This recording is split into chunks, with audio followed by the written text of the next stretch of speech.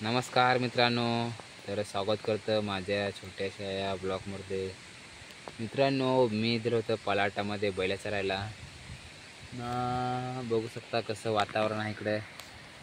पाण्याचं तर वातावरण झालं मित्रांनो. 3-4 वाजतलं काही पाण्याचं वातावरण होतं ना मित्रांनो. मस्त एकदम पलाटाचं वातावरण आहे.